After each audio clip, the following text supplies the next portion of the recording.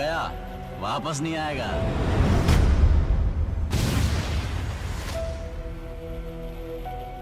गलती कर दी तूने। Too late. कौन है वो लड़का? मेरे को चाहिए। येड़ा हो गया क्या रे? तू मारेगा या ये चिल्लर लोग मारेंगे? पुष्पा ने दी किसे रिश्वत? कौन है जिससे हुआ पुष्पा को स्ट्रेस? पुष्पा यानी अल्लू अर्जुन ने अपनी मां पर हुए इस हमले की जड़ तक पहुंचने का जो डिसीजन खुद लिया है, उससे उसकी मां और श्रीवल्ली यानी रश्मिका घबराए हुए हैं, क्योंकि पुष्पा बहुत ही गुस्सैल टाइप का आदमी है और जब वो गुस्से में आता है तब वो दूसरों से ज्यादा खुद का ही नुकसान कर बैठता है। पुष्पा अपनी मां पर हुए इस हमले के पीछे की मिस्ट्री सॉल्व करने में अपना सारा समय दे रहा है। उसके दुश्मनों तक भी ये बात पहुंच चुकी है कि पुष्पा इस समय अपने ठेके पर डेली नहीं पहुंच पा रहा है, क्योंकि वो अपनी मां के साथ ही हर वक्त बिता रहा है। ठेके से कुछ लोग अभी पुष्पा के पास आए और उन्होंने बताया कि दुबई के लिए जो शिप पुष्पा ने माल भरकर 15 दिन पहले भेजी थी ना, उसे पोर्ट पर जब्त कर लिया गया है और अब वो समझ नहीं पा रहे हैं कि पोर्ट से अपने करोड़ों का माल को कैसे छुड़ाया जाए। पुष्पा को जैसे ही ये बात पता चली तो उसने ये कहा कि जाकर वो लोग ये पता करें कि पोर्ट में हमारा कौन आदमी है और उससे हेल्प ले, क्योंकि वहां पर पुष्पा अभी खुद तो नहीं पहुंच सकता था बात करने। पुष्पा की बात मानते हुए उसके आदमी लोग गए और उन्होंने बिल्कुल वैसा ही किया जैसा कि उन्होंने पुष्पा ने उनको बताया था। लेकिन वो कहते हैं ना, सारी परेशानियां एक साथ ही ऊपर आती है। कुछ वैसा ही हुआ हमारे पुष्पा के साथ। दुबई में जो आदमी पुष्पा के साथ नेटवर्क में था ना, उसे जब पुष्पा ने बात की ना तो वो भी पलट गया और उसने पुष्पा से शिप में जितना माल है उसका सीधा प्रॉफिट यानी 50% इनकम की डिमांड की। पुष्पा का दिमाग गुस्से से भर गया जैसे उसने ये बात सुनी और फिर उसने कॉल कट कर दी। ये सब बातें क्योंकि पुष्पा अपने ऑफिस में बैठकर कर रहा था, इसलिए उसके आदमियों को भी समझ आ रहा था कि इस बार ये बड़ी समस्या है और पुष्पा भाई को वहां खुद ही जाना पड़ेगा डील करने। और अगर उन्होंने ऐसा नहीं किया तो उनका पूरा बिजनेस बहुत ही ज्यादा लॉस में हो सकता है। श्रीवल्ली भी पुष्पा के रेड टिम्बर के बिजनेस में एक इम्पोर्टेंट रोल प्ले करती थी। मेजर डिसीजंस कभी पुष्पा श्रीवल्ली से पूछे बिना नहीं लेता है, तो पुष्पा के आदमियों ने श्रीवल्ली से बात करने का सोचा और फिर आगे कुछ फाइनल किया।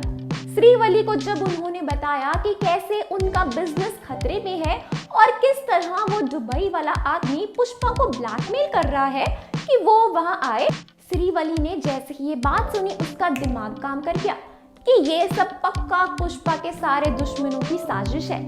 वो सब ये चाहते हैं कि पुष्पा जैसे ही यहाँ से निकलेगा वो पक्का हम पर हमला करने की प्लानिंग करेंगे या फिर यहाँ पर फैलाए पुष्पा के बिजनेस को हथियाने की कोशिश करेंगे। श्रीवल्ली ने आदमियों से कहा कि वो भी वापस जाए, वो शाम को पुष्पा से बात करके आपको बताएगी। पुष्पा के घर आने के बाद श्रीवल्ली ने उसे बात की और उसने पुष्पा से कुछ ऐसा कहा जिसे सुनते ही पुष्पा पहले तो आक्रोश में आ गया और फिर बाद में सोच में पड़ गया। दरअसल श्रीवल्ली ने पुष्पा से कहा कि उसकी जगह श्रीवल्ली जाएगी और वो दुबई के डील्स फाइनल करेगी, क्योंकि पुष्पा को इस काम के सारे झोल समझ आ चुके हैं। पुष्पा श्रीवल्ली को भेजने में सहमत नहीं था। ऊपर से इन सब में श्रीवल्ली पर जो खतरा था उस पर पुष्पा को और फिक्र हो रही थी। लेकिन अभी सिचुएशन ऐसे ही थी, आगे कुआं और पीछे खाई, उन दोनों में से उनको एक चूज करना था। लास्ट में माँ से बात करने के बाद पुष्पा ने ये डिसाइड किया कि वो यहाँ माँ के साथ रहकर बिजनेस संभालेगा और बाकी ध्यान रखेगा और वहीं श्रीवल्ली वहां दुबई जाकर डील फाइनल करके आएगी और वो उन लोगों से बात करेगी जो लोग 50% हिस्सा मांग रहे थे। श्रीवल्ली एक स्मार्ट महिला है। अब इतना तो उसे आता ही है, क्योंकि बात करें वो डेयरी का काम जो संभालती है तो उसे प्रॉफिट कैसे कमाना है ये तो आता है। श्रीवल्ली ने जाने की सारी तैयारियां कर ली है, वो कल सुबह ही दुबई के लिए निकलने वाली है। पुष्पा ने 2 आदमियों को श्रीवल्ली के साथ जाने को कहा है ताकि वो किसी भी खतरे को श्रीवल्ली को नुकसान ना पहुंचाने दे। वहीं दूसरी ओर सबसे छिपते हुए जब ये सब चल रहा था तभी पुष्पा को पता लगता है कि गांव में पुलिस आ रही है। गांव में सरपंच के इलेक्शन की प्रिपरेशंस भी चल रही है, जिसमें आपको बता दें पुष्पा की मां भी खड़ी है। इलेक्शंस आसानी से हो जाएं, वोटिंग में दंगे ना हो, ये सारी बातों के चलते पुलिस का गांव में आना बढ़ चुका था। ऐसे में जब पुष्पा का जो ठेका है ना, जहां पर वो सारा स्टॉक रखता है, पुष्पा को अब वो किसी भी तरह से उसको छुपा कर रखना होगा और अंडरग्राउंड करना होगा। और ये सब करने के लिए उसके पास अभी बहुत समय नहीं है, क्योंकि दरअसल पुलिस आज ही उसकी मां से मिलने घर आने वाली है और बाकी चीजों की जांच करेगी। पुष्पा ने अपने सारे मजदूरों को जल्द से जल्द सारा का सारा स्टॉक कहीं छुपाने को कहा है, लेकिन किसी को भी ये नहीं समझ आ रहा है कि वो इतना सारा स्टॉक को कैसे अंडरग्राउंड करे। तभी पुष्पा की मां को अपने एंसेस्टर्स की टेक्निक याद आई। वो लोग कैसे पहले पेड़ों पर चीजों को गांठ बांधकर सुरक्षित कर लिया करते थे और कैसे वो लकड़ियां सालों साल तक हमेशा खाना बनाने के काम आती थी। पुष्पा इस आइडिया को लेकर बहुत खुश तो नहीं था, लेकिन समय कम होने की वजह से उसने सबसे कहा कि सब लकड़ियों को बांधकर इसको जल्द से जल्द पेड़ों पर टांगना शुरू कर दे और पुलिस को शक ना हो, इसलिए फूलों का ठेका लिया जाए और हर जगह फूल स्टॉक करना चालू करो। तो एक तरफ सारे मजदूर फूल स्टॉक कर रहे थे, तो दूसरी तरफ आधे मजदूर गांठ बांधने में लगे हुए थे। पुलिस पुष्पा के घर बस कुछ ही दूर में थी। बेचारी माँ ये सब समझने में बहुत ज्यादा कोशिश कर रही थी, ऊपर से उसे कुछ समझ भी नहीं आ रहा था। इस बार ये भी सुनने में आ रहा था दोस्तों कि ये जो एसपी आया है ना, ये बहुत ईमानदार है और ये रिश्वत नहीं लेता है।